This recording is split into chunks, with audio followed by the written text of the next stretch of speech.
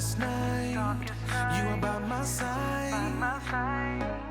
I'm never alone because I know I can always trust you.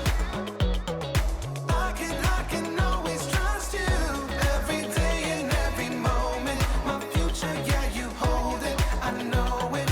I can always trust you. I can always trust. I can always trust.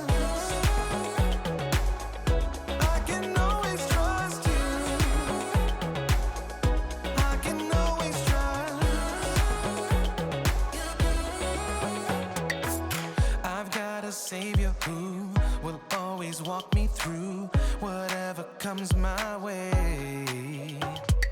'Cause I put my hope and trust in the only one who's faithful every day. In the darkest night, you are by my side. I'm never alone because I know I can always trust you. I can always trust you. Every day and every moment, my future, yeah, you hold it. I know it. I can always trust you. I can always trust. I can always trust you. I can always trust you. Every day and every moment, my future, yeah, you hold it. I know it. I can always trust you. I can always trust. I can always trust. I can always trust you. I can always trust. I can always trust.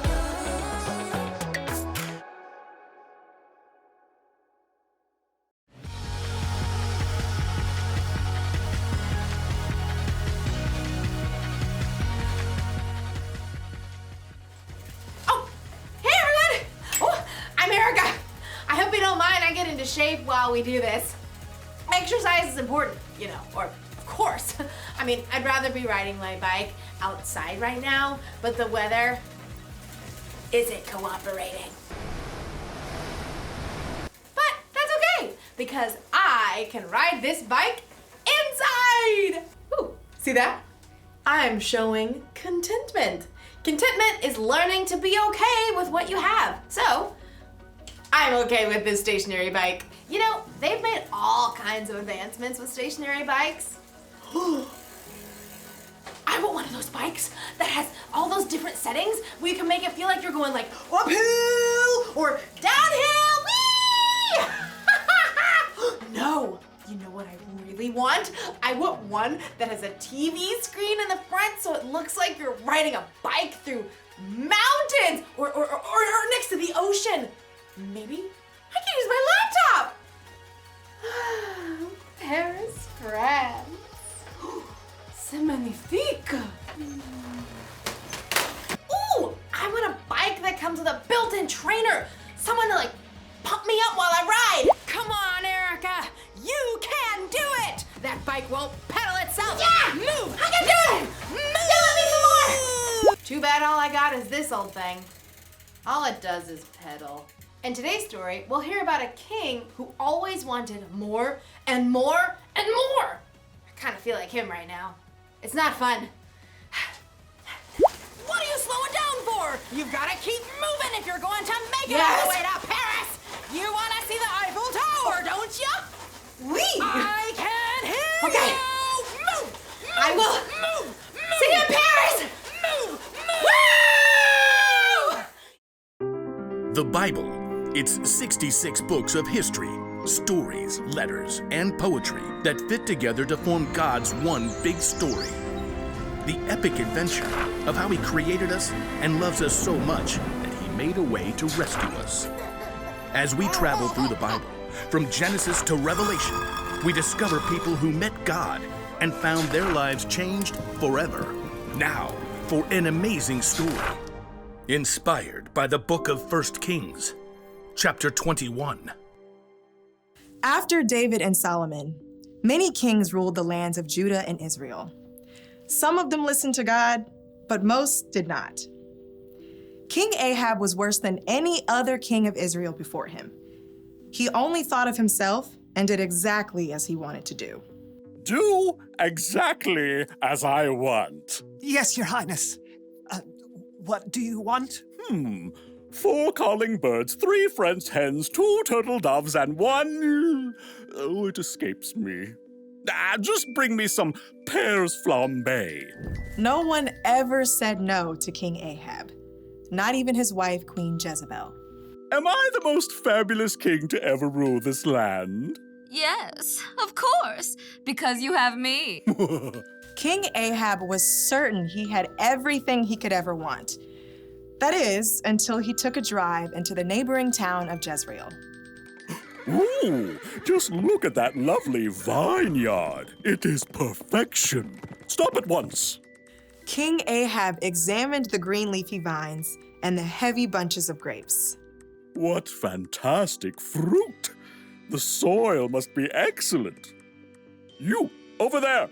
Who? Me? Who, me, your majesty? Who, me, Your Majesty? Of course, you. Do you own this fine vineyard? I do, Your Majesty. Excellent. You must sell it to me at once, and I shall turn it into a vegetable garden. No, Excuse me? Your Majesty. I'll pay good money. I'll trade you a better vineyard. I said no, Your Majesty. May the Lord keep me from giving you the land my family handed down to me. You... what? No. King Ahab was enraged.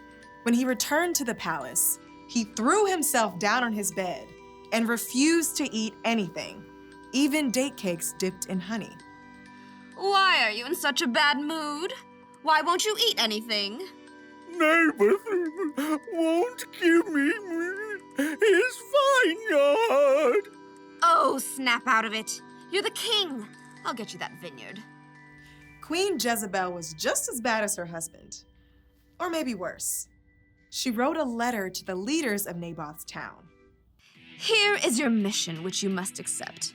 Number 1, announce a special day and give Naboth an important seat.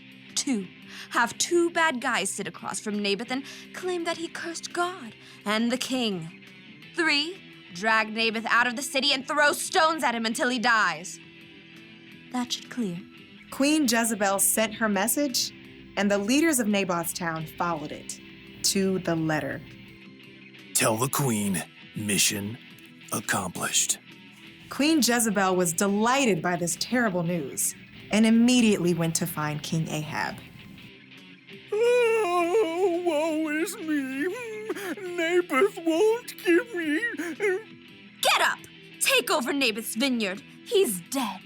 What? Mine! All mine! King Ahab ordered his chariot and set off at once for Jezreel. We'll rip out these annoying vines, plant peas, parsnips, potatoes. But even as Ahab garden partied, God spoke to the prophet Elijah. Go down to see Ahab. You will find him in Naboth's vineyard. Ahab has gone there to take it over. God gave Elijah a special message for the king. Elijah had faced Ahab before and knew the king would not be pleased to see him. Okay, here goes. Elijah traveled to Jezreel and found Ahab in the vineyard.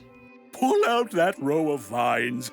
Dig up the soil. King Ahab. The king turned. His eyes narrowed as he spied Elijah. My enemy, you found me.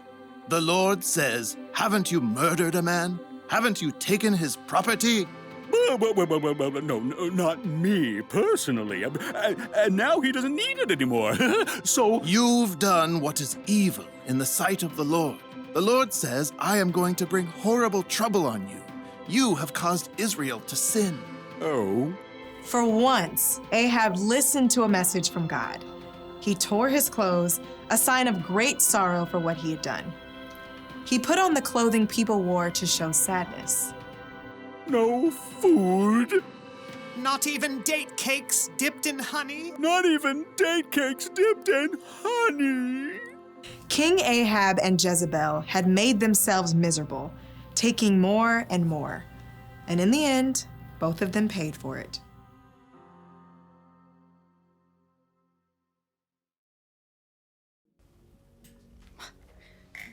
Yeesh! King Ahab really wanted Naboth's vineyard. It's okay to want things, but Ahab wanted it so badly that it made him miserable. He even refused to eat. Has it ever happened to you?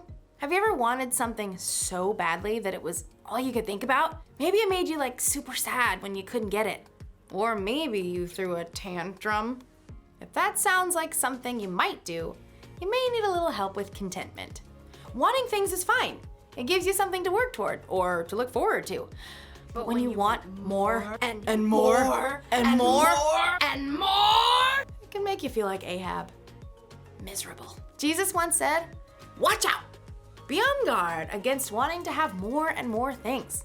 Life is not made up of how much a person has." Jesus knew there is so much more to life than the stuff we have. There are memories to be made, adventures to be experienced. Ooh, there are relationships to be grown with God and with others. These are things that will last long after the stuff we wanted has broken or gone out of style. So it's okay to want things, but here's the one thing to remember. Wanting more and more can make you miserable.